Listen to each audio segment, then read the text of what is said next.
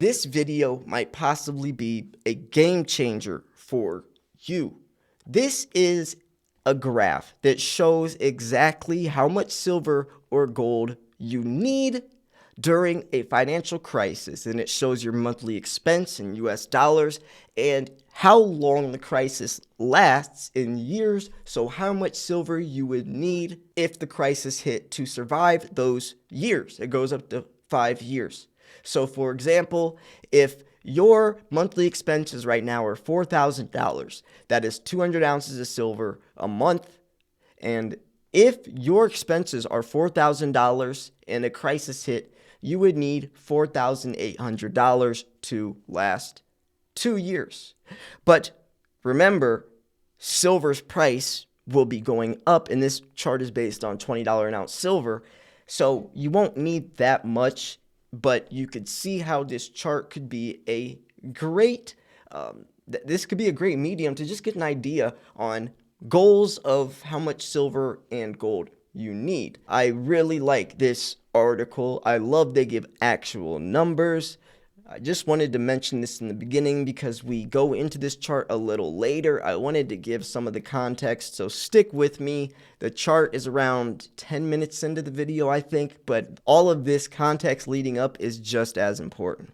Enjoy. My friends, welcome back. In this video, we're going to be discussing a very common question that I've probably gotten hundreds of times at this point since I've been making videos in early 2017 on this channel. How much silver is enough? How much should I own? How many ounces? This is such an interesting question. I wanted to make an entire video about it, and I want you all to participate in the comment section after you click like and you subscribe, since I do post silver videos every single day of the week. You'll always be in the loop. Highly recommended, at least. But we got to discuss this because it is important. Well, I found an article that not only goes over this, goes over how much you would need for a crisis, what a traditional advice is, or why traditional advice is meaningless in a crisis, what you're doing with your precious metals, what to expect during a crisis, and then they go into actual ounces. See, most times I cover an article, or any time you'll cover an article, not only just talking about price forecast, but if something as specific as this, they'll never say an actual number. They'll beat around the bush. But this actually gives us numbers, and they go into 6 months, a year, 18 months, 2 years, 3 years, and they go over your monthly expenses in US dollars. So I think it's a very good article. It's very well written. They go over gold and silver, the duration of the crisis. I think this is something a lot of people will find beneficial and educational. So make sure you do subscribe, like the video, and leave a comment down below on what your thoughts on this topic is. Is it 1,000 ounces? Is it 5,000 ounces? Is it 10,000? It is very individualized depending upon the person. I'm 31, so I'm sure I'm going to be stacking for another 30, 40 years, hopefully. Some people might be 60 or 70. My average audience age is 65 plus. That's my number one audience age. I think number two is 45 to 55. You could see how different factors, not only just age, your financial situation, maybe you're someone who is a dishwasher, maybe you are younger, you're a dishwasher, working a part-time job, or maybe you're someone that's into real estate and has income coming in, or maybe you've been stacking for years and already have thousands of ounces compared to someone else watching this video that only has 2 ounces or maybe 200 ounces. I have to expand beyond just specific advice. I have to learn how to universally give answers for people to reflect on. So I'm teaching you how to teach yourself. I can't teach you specifically. Now, I can help individual folks like yourself if you guys wanted to purchase silver from Miles Franklin. I'm a broker for them, so I could do that if we're on the phone talking person to person, one-on-one. But when I'm making a video where thousands of people are going to watch the exact same type of response I'm giving in my 2 cents, I can't do that. Slayer at milesfranklin.com, by the way. We have Eagles for only $4.99 over spot. And junk silver only $3 over spot. You can't beat that. But anyways, yeah, let's jump into this article. Let me know what you think. So, how much gold and silver is needed for a financial crisis? Now, this chart can be looked at in two different perspectives. You could see the dollar amount, how much silver you would need for that duration of time, but you could also just see how much silver you would need for, or how much you would need to stack for 2 years. You could see your monthly expenses, 50 ounces of silver a month would be 600 ounces in 6 months with 300 ounces in 6 months with monthly expenses at $1,000. So it's very interesting to look at it from this perspective, and they break it down here if you want to get an idea on your goals or where you're at currently as well. So let's jump into it. Here's how much gold and silver you need for the crisis.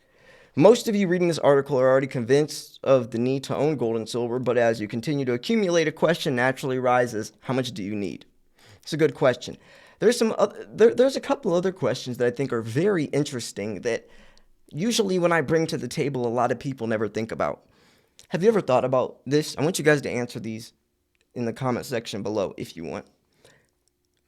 What price would you be willing to sell at, if you ever will sell, right? Gold and silver is money, so it'd be silly to sell gold and silver back to fake money.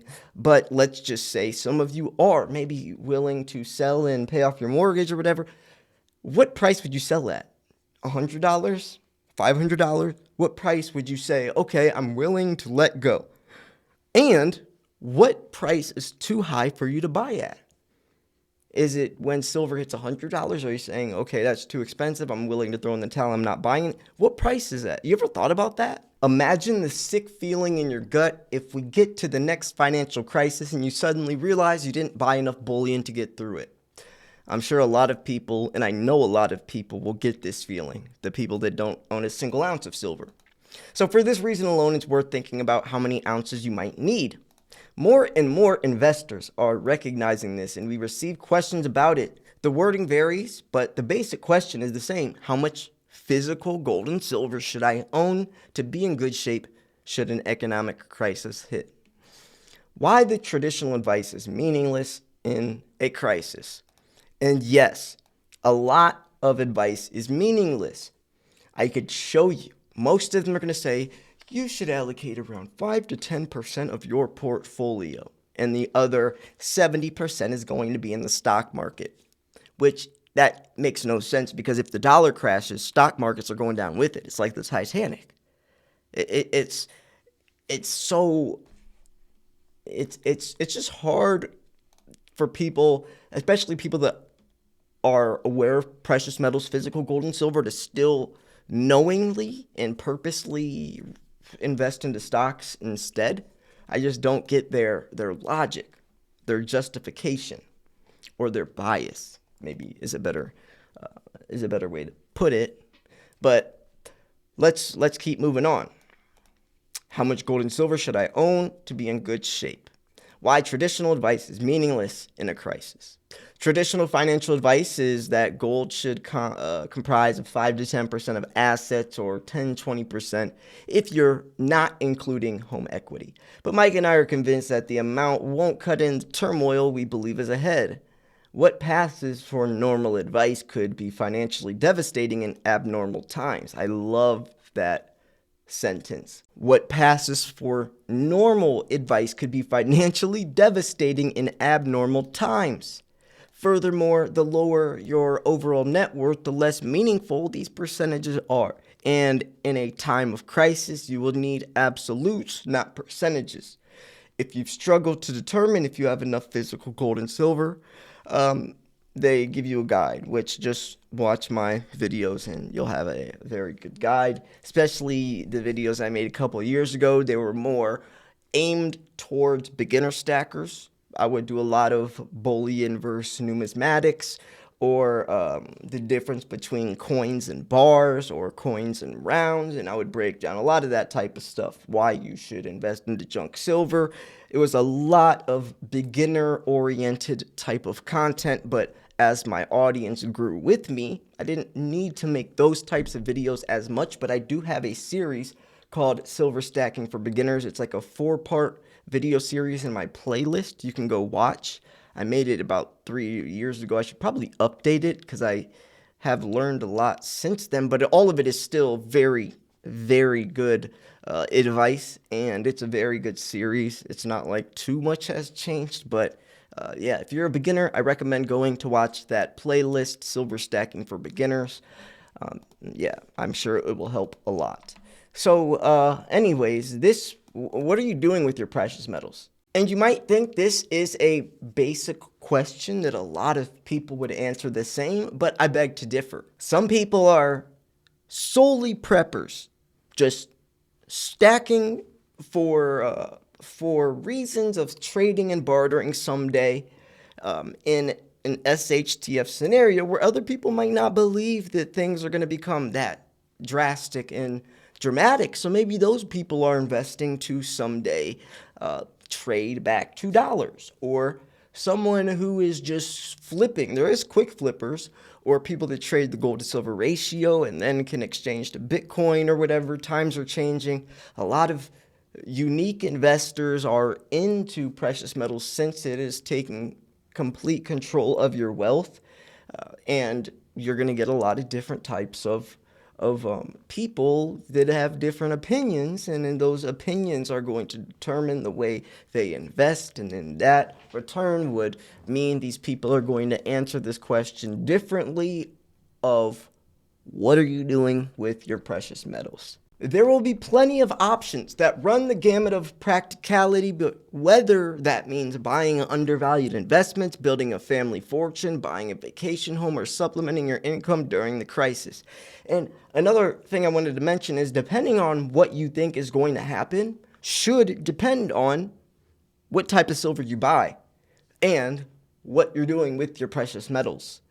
Those SHTF preppers, like I mentioned, they're going to be buying a lot of junk silver and eagles because if they live in the United States, which I feel most preppers do, but that's because constitutional silver is a form of fractional silver, and fractional rounds, if you just buy like a 10th ounce round or those 1 gram Volcambi bars, which those aren't bad because they come in a sheet of 100 and you can break off 1 gram at a time, but fractional silver, like mercury dimes, are about the same as a 10th ounce round, but rounds they still have to print, so rounds are probably a little more expensive, especially since we have that deal for $3, $3 over spot. The constitutional silver is minted from the United States, so it brings a lot more legitimacy, especially if you're a prepper that's going to be trading or bartering someday. Minted versus some random private mint that nobody knows about if you're not a stacker could be a very, very big advantage if you have mercury dimes trading for 10th ounce compared to some 10th ounce round from Sunshine Mint that the person you're trading with might not have ever heard. So you see, plus it's a piece of American history. It builds numismatic value over the years as well, since, a fractional or constitutional silver stopped, it's pre-1965, piece of American. I mean, there's tons of different reasons, but you could see why a lot of preppers are going to be buying stuff like junk silver and eagles, whereas maybe a collector is going to be buying stuff like graded Morgans, or like I have, or something else like my PF70 Ultra Cameo 2016 Moon Festival Panda, or pandas themselves, or kookaburras, because those have semi-numismatic, that's a semi-numismatic coin, higher premiums, but they also appreciate over time, so you can, in return, potentially make more profit as it is detached from spot price, whereas just standard bullion, like bars and rounds, are pegged to spot price. So if spot price stays $25 in 10 years from now, which won't happen, but just go with me for me to make this point across. If spot price stays $25 in the next 10 years, your stack has basically appreciated a single penny. The dollar will have depreciated, so it still would be a lot more, but here's the point.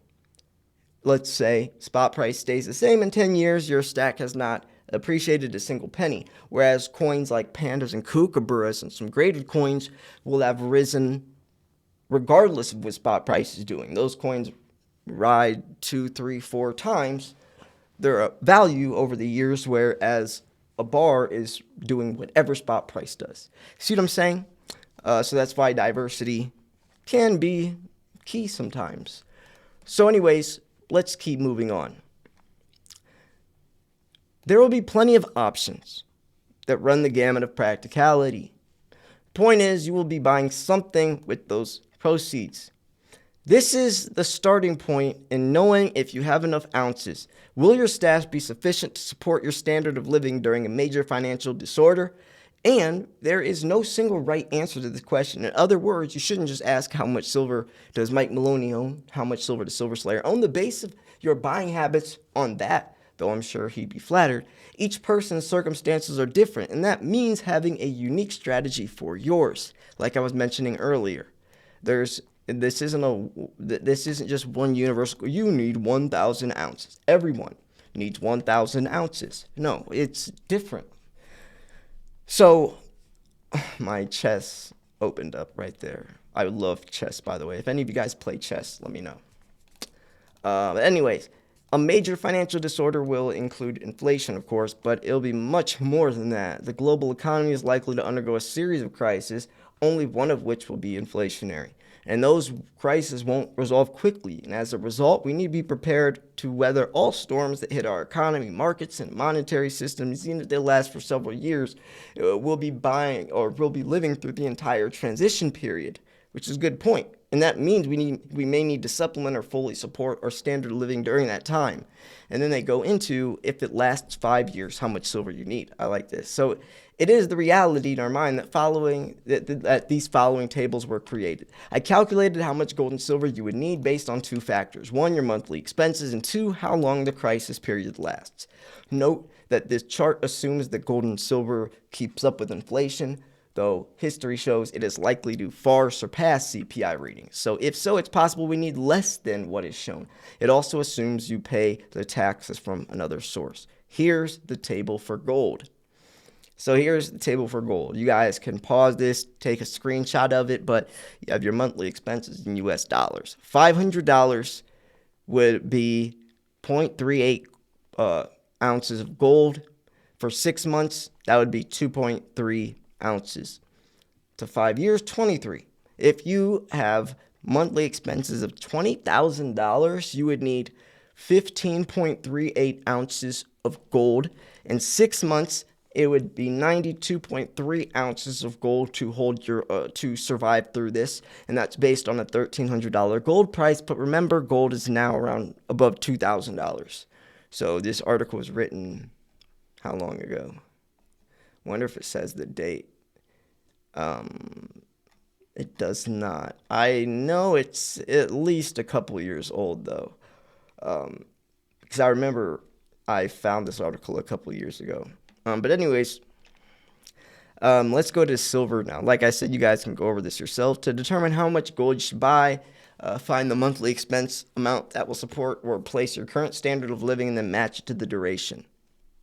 So here's how they go about that. If you want to supplement your expenses by $500 a month and the crisis lasts 3 years, you would need about 14 ounces of gold to get through it. If you want to cover $3,000 in monthly expenses, you need about 45 ounces of gold to meet a crisis period of 2 years. 90 ounces if it lasts 4 years.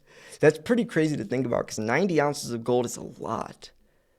That's a lot. But remember, gold is $2,000 now, and they mention that's if silver or gold stays with CPI. It never does, so you probably need less than that. But let's go into silver. So if your monthly expenses, let's do something more realistic. $500 a month is probably not. Let's say like $4,000. I feel like that is a lot more realistic. That would be 200 ounces of silver to cover your monthly expenses. So in 6 months, you would need 1,200 ounces. In 5 years, you would need 15,000 or 12,000 ounces. So you can see, but that's also with silver $20. So you might not have as much silver as you need, or you might be really overestimating or underestimating how much silver you'll need if this is exactly what you're looking for, or the reasons you're stacking at least. So you might think 1,000 ounces is a lot, but if your expenses are $4,000 a month, in 6 months you're already going to be in the red. And I'm sure a crisis will last a lot longer than 6 months. So, but I'm not going to keep repeating myself. Remember, CPI, with like they mentioned, it never here. Where does it say that? Where did it say that? To. I really wanted to highlight that part again, because right here, the chart assumes that the gold's price keeps up with inflation, though history shows it is likely to far surpass CPI readings. If so, it's possible we'll need less than what is shown.